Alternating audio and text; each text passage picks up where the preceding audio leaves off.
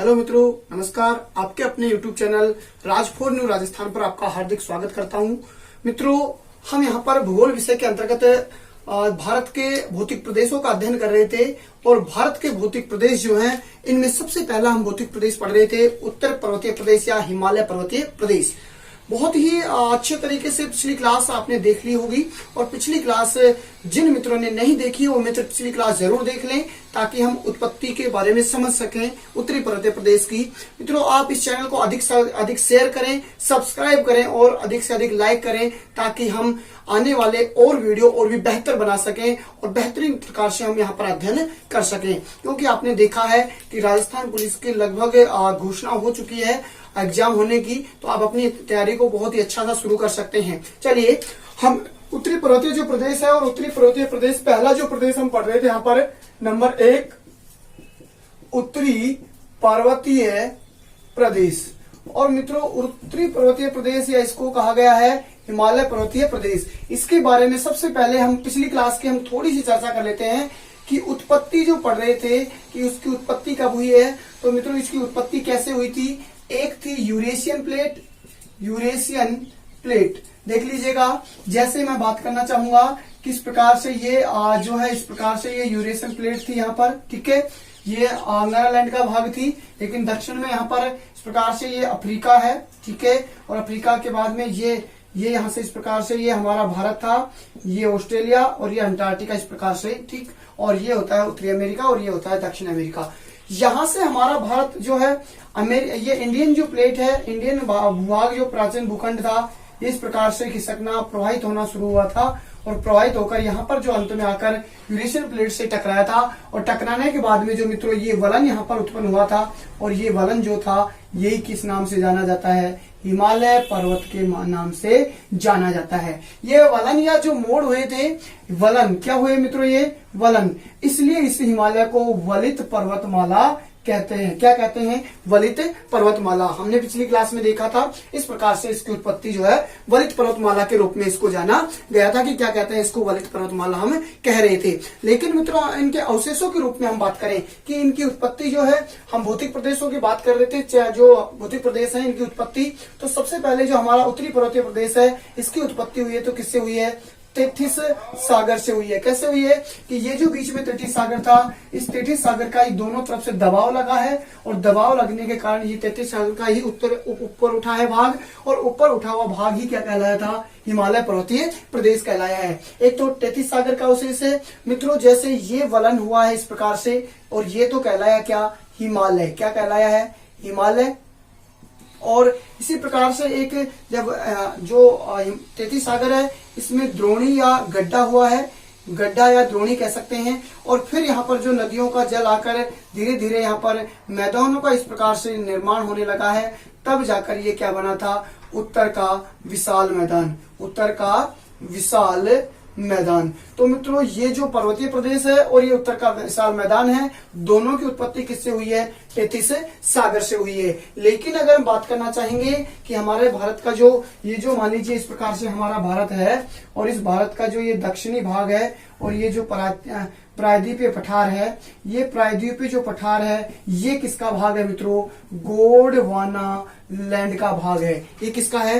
Gondwana land का भाग है। क्योंकि यहाँ पर ये इस प्रकार से हम दो भाग बांट चुके थे, ये अंगारा लैंड और ये गोंडवाना लैंड। अंगारा लैंड पहले आता है तो अंगारा लैंड और बाद में गोंडवाना लैंड। गोंडवाना लैंड का ही भारतीय भाग था पहले और फिर खिसकते हुए गया था ऊपर और जाकर यहाँ पर तेथिस सागर के बीच में ये वलन हुआ था और वलन होने से हिमालय का उत्पत्ति हुई है और जो है इस विशाल मैदान की उत्पत्ति हुई है। हम देख रहे हैं यहाँ पर इस प्रकार से हुई है उत्पत्ति, ठीक है। तो सीधा सा आप मित्रों याद रख सकते हैं कि हिमालय पर्वतीय प्रदेश और उत्तर का विशाल मैदान दोनों के दोनों अवशेष किसके रूप में हैं?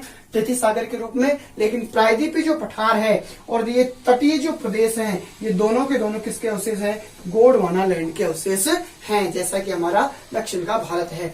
ऐसे प्रकार से हमने उत्पत्ति देखी इसकी और अवशेष हम देखना चाह रहे हैं किस प्रकार से ये अवशेष माने गए हैं। हम देखना चाहें मित्रों कि हमारा जो ये वलित पर्वतमाला इसको नाम दिया गया है और नवीन मोड़दार पर्वत इसको कहते हैं। क्या कहते हैं? नवीन मोड़दार या नवीन वलित पर्वतमाला इसको कहते हैं। क्यों कहते हैं नवीन वलित?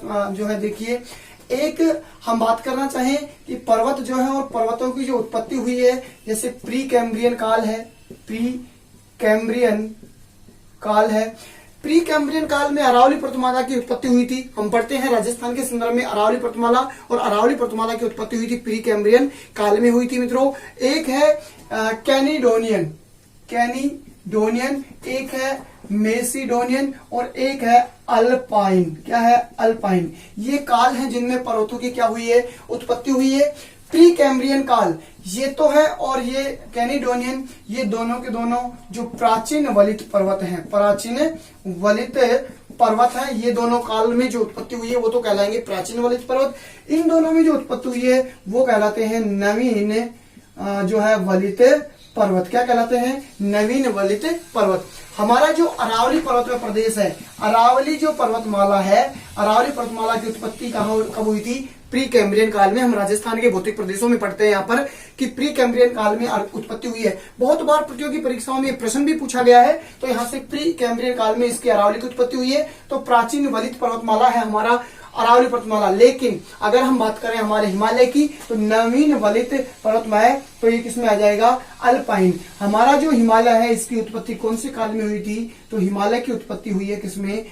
अल्पाइन काल में हुई है, और अरावली की उत्पत्ति हुई थी प्री कैम्ब्रियन काल में। हम बात करना चाहें कि जिस प्रकार से अरावली पर्वतमाला के तुलना से हम करते हैं किससे? अल्पेशियन पर्वत है उत्तरी अमेरिका का अल्पेशियन पर्वत, उससे हम किसकी तुलना करते हैं? अरावली पर्वतमाला की। इसी प्रकार से हमारा जो हिमालय है, और हिमालय की उत्पत्ति हुई है अल्पाइन में। तो याद रखें मित्रों, आज की परीक्षाओं में सीधे प्रश्न नहीं पूछे जाते हैं, बहुत ही अच्छे प्रश्न आज की प्रतियोगी परीक्षाओं में पूछे जाते हैं। जैसे मैं बात करना चाहूंगा यहाँ पर कि मान लीजिए ये है इस प्रकार से उत्तरी अमेरिका, ये ठीक है, ये इस प्रकार से यूरोप है, और ये इस प्रकार से हमारा ये एशिया है, ठीक है, ये इस प्रकार से, ठीक है, और ये है अफ्रीका है, और ये दक्षिणी अमेरिका है।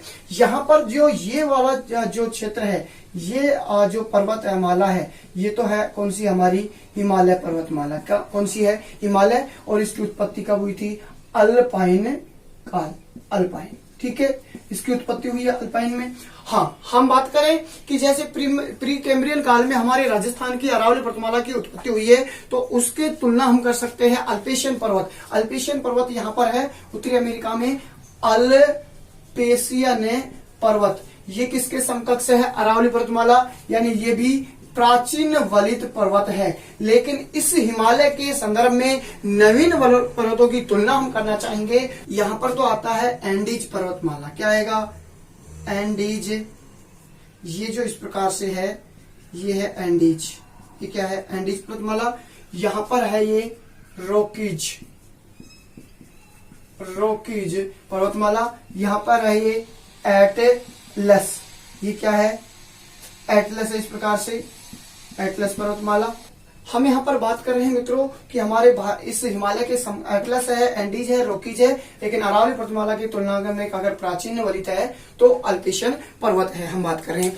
मान लीजिए ये पर्वत है, हिमालय पर्वत हम जो पढ़ रहे हैं, और हिमालय पर्वत के बारे में आपसे मित्रों अगर पूछ लिया जाता है कि बताइए ये जो है वलित पर्वत है, या ब्रसोंत पर्वत है, या हॉर्स पर्वत है, या ज्वालामुखी, मान लीजिए दे दिया कि ये कौन सा किस प्रकार का पर्वत है? वलित पर्वत है, या कह दे कि ब्रसोंतक पर्वत है, या आपसे कह दे वर्षोत्स पर्वत है, और या हम कह दे मान लीजिए ज्वालामुखी पर्वत है। मित्रों इस प्रकार से दे दिया जाता है तो हमारा कौन सा पर्वत है? ये वलित पर्वत है। ये प्रश्न पूछा जा सकता है। ऊंचाई की चोटी सब जानते हैं कि हिमालय की सबसे ऊंची चोटी, हमारे भारत की सबसे ऊंची चोटी K2 गॉर्डन ऑस्टिन, लेकिन भारत की स्वतंत्र भारत की सबसे ऊंची चोटी कंचनजंगा। ये सब जानते हैं कि ये जो उत्तरी पर्वतीय प्रदेश या हिमालय पर्वतीय प्रदेश है, इसको 4 भागों में हम बांट गए थे। एक था ट्रांस हिमालय, एक इसके बाद में महान हिमालय, इसके बाद में लघु या मध्य हिमालय, और इसके बाद में मित्रों हम बात कर रहे थे कि हमारे शिवालिक श्रेणी। कौन सी श्रेणी? शिवालिक श्रेणी। अब मान लीजिए इनमें से हम देखना चाहें तो देख लीजिएगा, आप सीधा सा याद रख सकते हैं। एक है यहां पर कराकोरम श्रेणी, फिर आती है लद्दाख श्रेणी, और फिर आती है जास्कर श्रेणी, और फिर आती है मान लीजिए कह दूं मैं पीर पंजाल। ठीक है, आप सीधा सा ये याद रख लें कि कल जा पीर के पास, कल जा पीर के पास, ये ट्रिक याद रखें आप सीधी सी, कल जा पीर के पास। कैसे? कराकोरम, लैसे लद्दाख, जा से जास्कर और पीर से पीर पंजाल। आप मुझे ये बताएंगे कि पीर पंजाल जो है ट्रांस हिमालय का है या महान हिमालय का है या लघु हिमालय का है या शिवालिक हिमालय का श्रेणी का है। पीर पंजाल कौन सी श्रेणी के, कौन से हिमालय के अंतर्गत आता है? इनमें से आप मुझे कमेंट करके बताएंगे कि पीर पंजाल जो है ये किसके अंतर्गत। ट्रांस हिमालय की तो ये तीनों आती है हमारे भारत में, और कैलाश श्रेणी आती है तो तिब्बत में आती है। ये जो लद्दाख का ही भाग है कैलाश श्रेणी वहां पर तिब्बत में। लेकिन पीर पंजाल जो है, ये पीर पंजाल कौन से हिमालय का भाग है, ये आप जो है कमेंट के माध्यम से मुझे बताएंगे। तो चलिए आज की क्लास में हम बात करेंगे कि हमारा जो ट्रांस हिमालय है, सबसे पहले हम पढ़ना चाहेंगे किसको? ट्रांस हिमालय। कि ट्रांस हिमालय के किस किस प्रकार से काराकोरम और ये सब तीनों की तीनों श्रेणियां हैं, 4 श्रेणियां जो किस किस प्रकार से हैं, क्योंकि कई बार प्रश्न क्रम के आधार पर यहाँ से पूछा जाता है। जो भौगोलिक वर्गीकरण था, और भौगोलिक वर्गीकरण हमने कितने भागों में किया था? भौगोलिक वर्गीकरण इसका 2 भागों में कर चुके थे। कितने भागों में?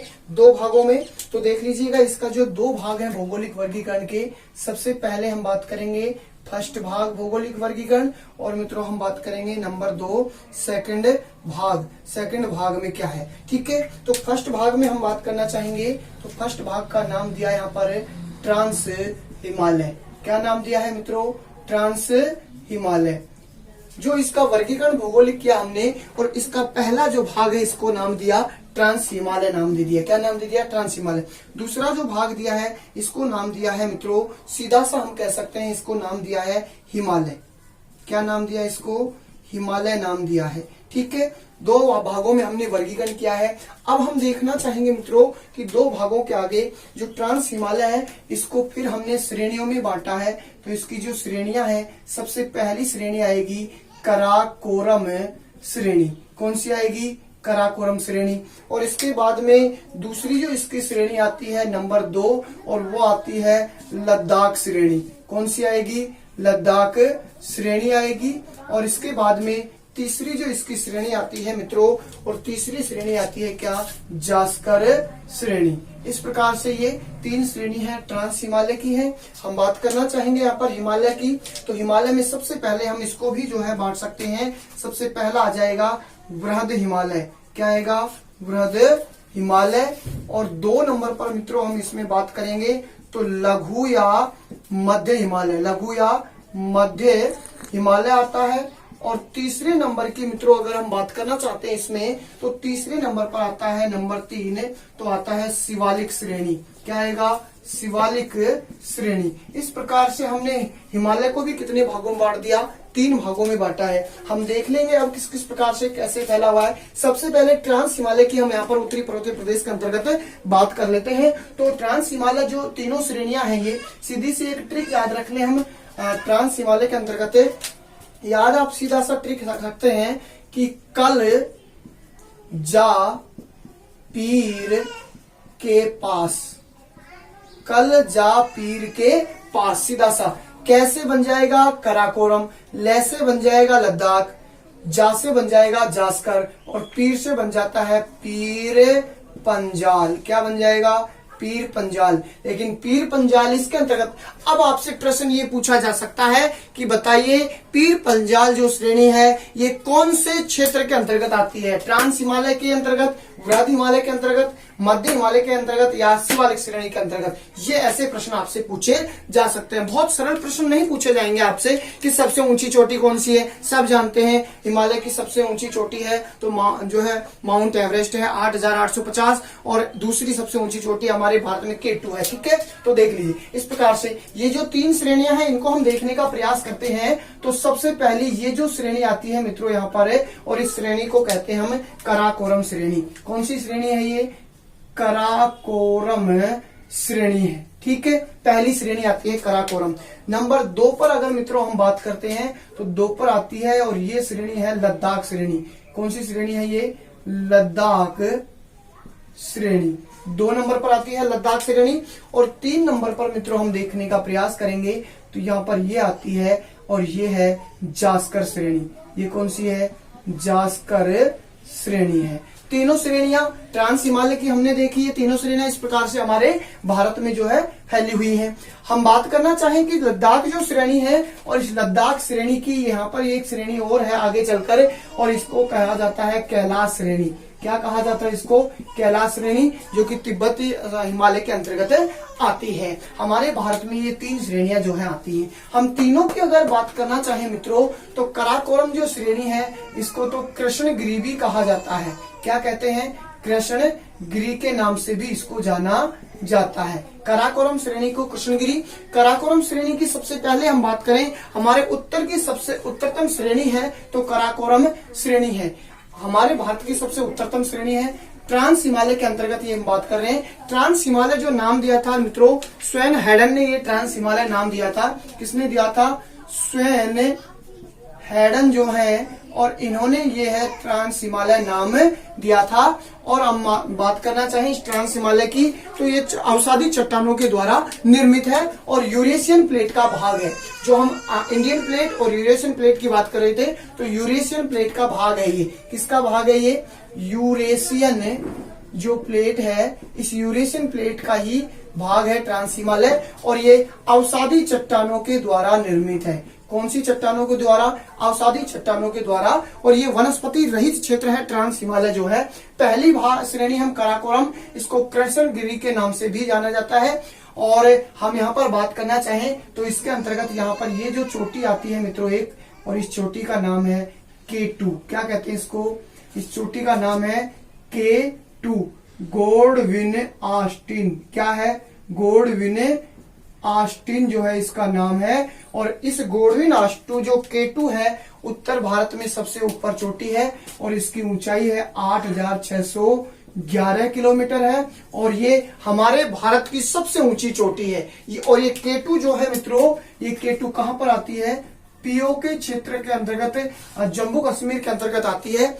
और सबसे ऊंची चोटी, हिमालय की सबसे ऊंची चोटी है तो माउंट एवरेस्ट है, जो नेपाल में है। 8,850 वर्तमान में उसकी ऊंचाई है मीटर में, और सबसे ऊंची चोटी है, विश्व की सबसे ऊंची चोटी। लेकिन विश्व की दूसरी सबसे ऊंची चोटी है तो गोल्डविन ऑस्टिन हमारे भारत की ऊंची चोटी है 8,611। और हमारे भारत में अगर सबसे ऊंची चोटी है तो मित्रों कौन सी है?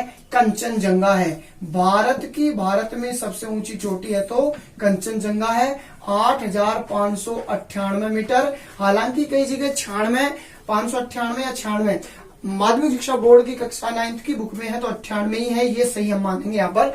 ठीक है, कंचनजंगा भारत में सबसे ऊंची चोटी, और भारत की सबसे ऊंची चोटी जो है ये है K2, जो कि पीओके क्षेत्र के अंतर्गत आती है। ये तो हमारा क्षेत्र होता है कराकोरम। हम यहाँ पर बात करना चाहें मित्रों कि ट्रांस हिमालय जो है और वृद्ध हिमालय है, इन दोनों के बीच का जो क्षेत्र है, इनको बांटने का क्षेत्र, ये कहलाता है सचर जोन। क्या कहलाएगा? सचर जोन के नाम से जाना जाता है। जबकि वृद्ध हिमालय और लघु हिमालय के बीच का क्षेत्र है वो कहलाता है MCF, यानी मेन सेंट्रल फोल्ड, यानी मुख्य मध्य भ्रंश। क्या कहलाएगा? मुख्य मध्य भ्रंश के नाम से। और लघु हिमालय या मध्य हिमालय और शिवालिक श्रेणी के बीच का जो क्षेत्र है मित्रों, इसको जाना जाता है MBF, यानी मेन बॉर्डर फोल्ड। हम कह सकते हैं मुख्य सीमा भ्रंश। ये इनके दोनों भागों में बांटने का, ये कई बार प्रतियोगी परीक्षाओं में पूछा जाता है। सचर जोन ट्रांस हिमालय और वृद्ध हिमालय के बीच में, वृद्ध हिमालय और मध्य हिमालय के बीच में MCF मुख्य मध्य भ्रंश, और लघु हिमालय और शिवालिक श्रेणी जो है इसके बीच में MBF मुख्य सीमा भ्रंश जो है इनको बांटने का कार्य करते हैं। पहली हम बात कर चुके हैं मित्रों। यहाँ पर और जो चोटियां हैं इस कराकोरम श्रेणी में K2 के अलावा, तो ग्लेशियर बूम है, इसके अलावा ब्रॉड पीक है, इसके अलावा हिडन पीक है, ये और अन्य चोटियां हैं यहाँ की। लेकिन अगर हम बात करें यहाँ के ग्लेशियर की, क्या बात करें? यहाँ के जो कराकोरम श्रेणी के जो ग्लेशियर हैं, ग्लेशियर की अगर हम बात करना चाहेंगे तो देख लीजिए मित्रों, ग्लेशियर कौन कौन से हैं यहाँ पर। सबसे पहले नंबर 1 आएगा सियाचिन ग्लेशियर। कौन सा आएगा? सियाचिन ग्लेशियर। इसके बाद में आता है बोल्टारो। कौन सा आएगा? बोल्टारो, बियाफो, और एक आता है हिस्पर। कौन सा आता है? एक हिस्पर। सियाचिन ग्लेशियर, बोल्टारो, बियाफो और हिस्पर, ये यहाँ पर जो है ग्लेशियर हैं। सियाचिन ग्लेशियर हम विवादित क्षेत्र में पढ़ चुके थे। इसमें नुब्रा घाटी से होते हमारे भारतीय सैनिक जाते हैं। 1884 में यहाँ पर जो है ऑपरेशन मेघदूत चलाकर पाकिस्तान सेना को खदेड़ा गया था यहाँ से। ये होती है हमारी कराकोरम श्रेणी। दूसरी श्रेणी आती है मित्रों, और दूसरी श्रेणी का नाम है क्या? लद्दाख श्रेणी। और लद्दाख जो श्रेणी है, इस लद्दाख श्रेणी की सबसे ऊंची चोटी है तो राकापोसी है। कौन सी है? राकापोसी इस लद्दाख श्रेणी की सबसे ऊंची चोटी है मित्रों। और ये राकापोसी श्रेणी की सबसे महत्वपूर्ण विशेषता, यह विश्व की सबसे ज्यादा ढाल वाली जो चोटी है, सबसे ज्यादा ढाल वाली चोटी है तो कौन सी है? राकापोसी है। यहाँ पर लद्दाख श्रेणी में लद्दाख का पठार है, भारत का सबसे ऊंचा पठार है। लगभग 5300 मीटर इसकी ऊंचाई है लद्दाख के से। जास्कर श्रेणी की मित्रों हम बात करना चाहें तो जास्कर श्रेणी जो ये है, इसकी सबसे ऊंची चोटी है नंगा पर्वत। नंगा पर्वत वही है जो हम हिमालय पढ़ रहे थे, उत्तरी पर्वतीय प्रदेश, और इसका विस्तार हम पढ़ रहे थे कि यहाँ से नंगा पर्वत से और नामचा बरुआ जो है पर्वत है वहां तक है, यही नंगा पर्वत है। और ये जास्कर श्रेणी के अंतर्गत आती है नंगा पर्वत, इसकी सबसे ऊंची चोटी है। इस प्रकार से हमने आज देखा है ट्रांस हिमालय। आज की क्लास में यहीं तक हम बात करेंगे। कल की क्लास में मित्रों हम बात करना चाहेंगे वृहद हिमालय, लघु हिमालय और शिवालिक श्रेणियों के बारे में हम कल की क्लास में बात करेंगे। तो वीडियो को आप अधिक से अधिक शेयर करें और अधिक से अधिक सब्सक्राइब करें। नए जो विद्यार्थी इस पर हैं, ये इस चैनल को जो है सब्सक्राइब कर ले और बेल आइकन दबा ले, ताकि आने वाले सभी वीडियो आपको आसानी से उपलब्ध हो सके। जय हिंद, जय भारत।